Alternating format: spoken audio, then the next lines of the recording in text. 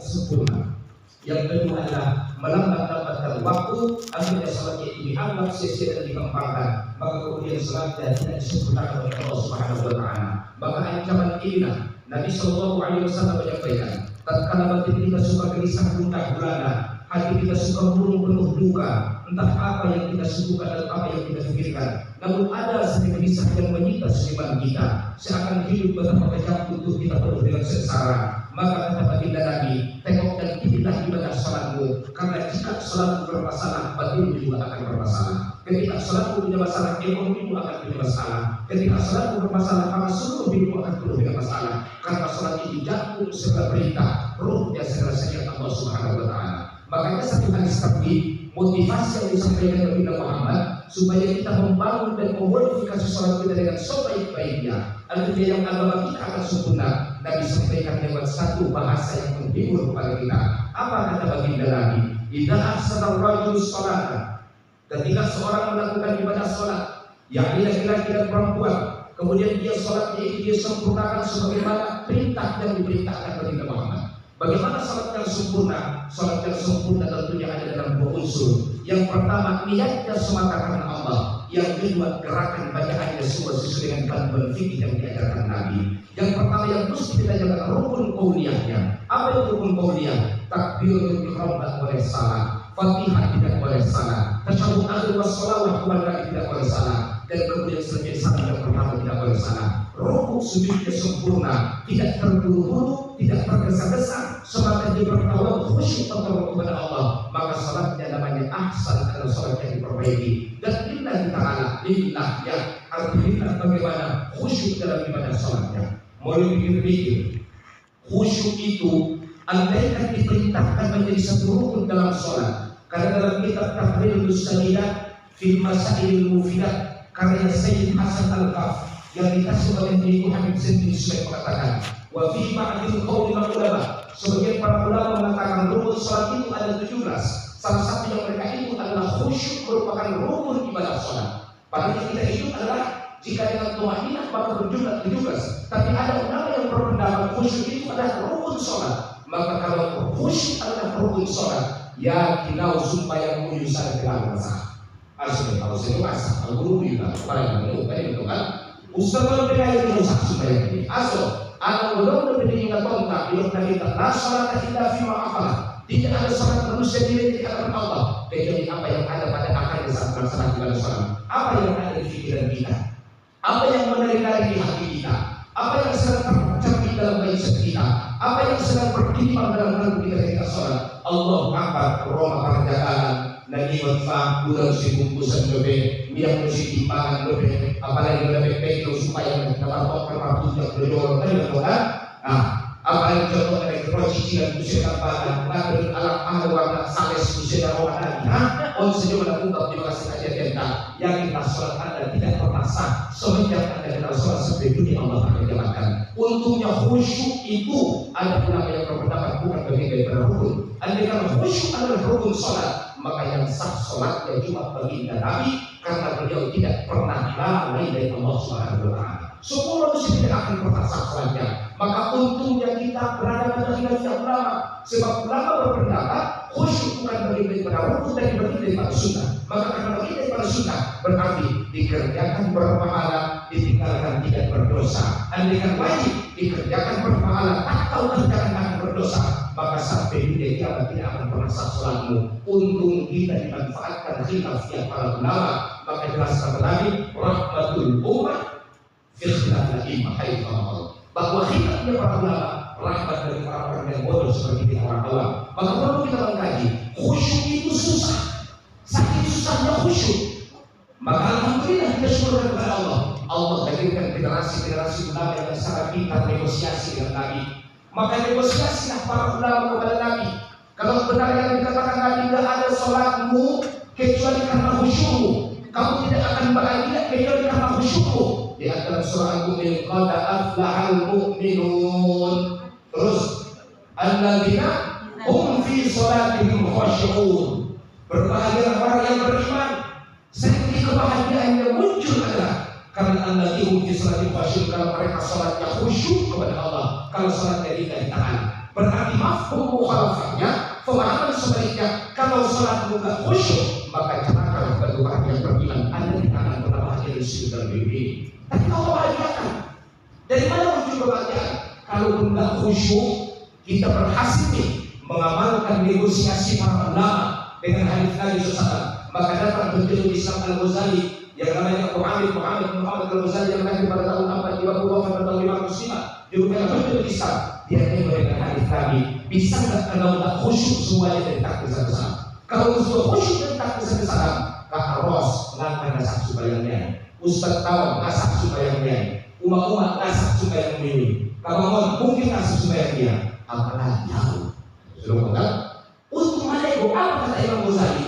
Baik hasil rekodnya dengan Nabi, maka Imam Ghazali memfatwakan. Kalau tidak bisa khusyuk dari takbir sampai salam, kalau hati orang-orang berada kemana-mana, maka minimal Anda bisa khusyuk pada 3 titik dalam bacaan sholat. Yang pertama, pada saat membaca wajah wajhiya lillazi fataras samawati wal ardh. Bagaimana makna khusyuk di sini?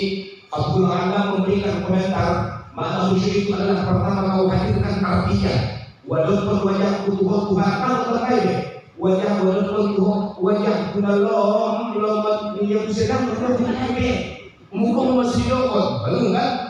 Wajahku walaupun wajahku bayar pun kalau nanggut tentang hadirkan maknanya, gak faham makna, hadirkan arah tujuan maknanya.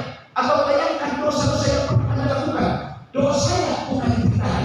Aku ceritanya banyak berguna, lo baca itu lagi apa yang disambungkan bagi bahan menangkut, wibut-wibut bisa kurang dan menurut dia kau menjadi para pulau tak bisa bahan dia tingkat ros partai beliau aku sudah ini lalu jadi bukan cerita yang kita bukan istri yang kita munculkan ke permukaan, tapi bayangkan 5 dosa yang telah membakar menjadi bukti kalbu kita. Maka ini yang kita lakukan kepada Allah Subhanahu wa Ta'ala, catatan cerita bukan catatan dosa, bukan catatan cerita. Atau minimal kalau tak mampu menghadirkan makna, tidak bisa menghadirkan kalimat, tidak bisa menghadirkan dosa, mungkin kita merasa tidak punya dosa, maka minimal adalah zikirkan Allah dalam hati. Yang pertama pada kalimat yaitu wajhiya, yang kedua pada kalimat iyyaka na'budu wa iyyaka nasta'in, yang ketiga pada kalimat assalamu alayka ayyuhan nabiyyu wa rahmatullahi wa barakatuh. Kalau 3 titik ini kita bisa menghadirkan batin, kita bisa memaknakannya, menghadirkan kandungan maknanya, maka dibatal khusyuklah salat dari takbiratul ihram sampai kita salam menyelesaikan salat saudara muslim. Ini hasil negosiasi ulama. Coba kalau tidak ada ulama saudara muslim, ya kan? Maka tidak ada yang dengan hadis Nabi.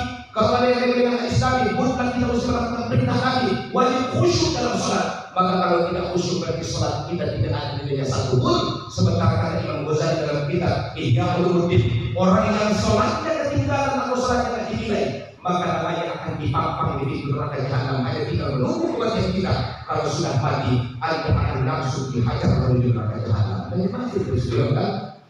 Sementara bunyi di kota, sementara istri habis berkaitan anak itu kan? Hidup sementara mereka bertimbul tahun hidup ini bagi lampu dinding yang dinyalakan di malam hari. Apabila niat sudah kering, biarkan pasti padam sendiri. Apabila niat sudah kering, biarkan pasti padam sendiri. Demikian hidup manusia selama hidup di dunia ini. Apabila dah cukup usia, putuslah hubungan di sana sini. Apabila dah cukup usia, putuslah hubungan di sana sini. Tarimut waktu silaku. Tarimut doa. Tumpah kita itu tidak guna kan? Jika Allah mematikan manusia karena usia, maka saya sampaikan kepada Anda dengan keras, saya sampaikan kita lebih berhak mati daripada adiknya suku yang ini disebut. Betul. Jika Allah memberikan manusia kata warna kulit, saya lebih berhak mati daripada dia hasil kita dengan Allah. Betul? Betul? Betul? Tapi mesti cemburu. Kenapa mesti cemburu? Kata para ulama kita bahwa ketika ada seorang manusia yang Allah telah muliakan, dengan ramainya orang yang melakukan sholat pada jenazahnya, ramainya orang yang mengantarkan ke kuburan saudara kaum muslimin, itu pertanda dia masuk dengan hadis sebuah yang disampaikan Nabi dalam Al-Baihaqi, bahwa man istata'a minkum an ta'mal bi khaffin falyamal bihi shalih. Jika Anda bisa lakukan satu amal rahasia yang hanya Allah yang tahu, bahwa Anda telah melakukannya di hadapan manusia, Anda adalah orang biasa, tapi dalam hadapan Allah tidak adalah orang yang sangat luar biasa. Artinya bagaimana? Jika ada seorang yang banyak ramai bergumul orang menyelamatkannya, mengantarkan ke otomnya, maka dia sesungguhnya orang yang lebih terkenal di langit daripada orang mengenal di bumi. Dia orang yang Allah Ta'ala muliakan. Pertanyaan saya, apakah kita akan mendapatkan nasib yang sama seperti dia? Maka ini yang perlu jadi backup kepada itu semua. Hatimu kalau tak cukup, Anda tidak berhati. Apa yang kita cemburu dalam hidup? Kata tadi, yang kita cemburu cuma ada dua perkara. Melihat satu orang yang punya ilmu hebat dengan ilmunya, melihat orang yang matinya luar biasa banyak orang masyarakatnya. Ketika hati cemburu, yang bahwa dia punya amal rahasia yang ada di dalam diri saudara kaum muslimin, maka jika dia mampu seumur 35, pertanyaan saya, seusia kita di bawah 25 kalau mati, mungkinkah orang sebanyak itu mengatakan kita? Jawabannya, wallahu a'lam bishawab. Yang saya tahu, beliau orang yang ramah. Apa yang orang dia tahu?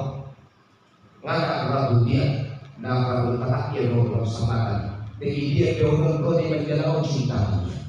Nah, baru kemudian nanti dia buka, kau sendiri berterima kasih.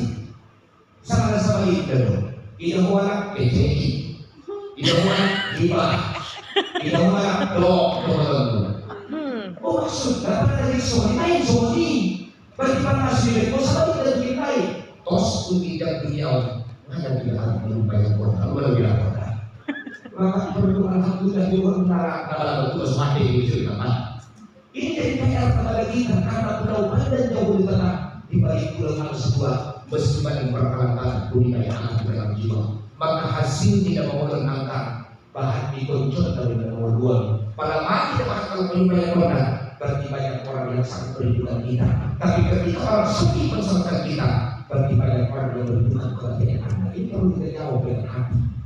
Maka salah satu adalah kata Imam Al-Bujairi rahimahullah bahwa orang kalau pengen mati husnul khatimah, kata pertama, la tahawwa bis shalah, jangan anggap remeh terhadap sholat. Betul. Makanya kata Nabi dalam hadis ini, ketika seorang sholat dengan baik, rukunya disempurnakan, sujudnya disempurnakan, maka sholat ini akan ngomong kepada dia, kamu tenang, aku akan menjaga kamu, karena kau pernah menjaga aku. Tapi tatkala sholat itu tidak disempurnakan rukunya, buru-buru tergesa-gesa, sudah tak khusyuk bacaan bersempurna, maka sholat akan berkata, maka baik akan bafaan kau yang tadi. Semoga Allah menyediakan engkau karena kau telah menyediakan aku. Saat begitu sholat yang kita lakukan, maka dibulu supaya yang tahu angka di tempat menubu kontak, di bersepahat lagi supaya jalan terus, tapi dosa tidak pernah alfa. Supaya jalan terus, ibadah tidak pernah berhenti. Supaya jalan terus, jadi orang tidak pernah alfa. Supaya jalan terus, memperkosa, menginjak hak manusia tidak pernah berhenti. Kenapa? Sebab dia rukuk sujudnya tidak sempurna. Saya ini masuk selalu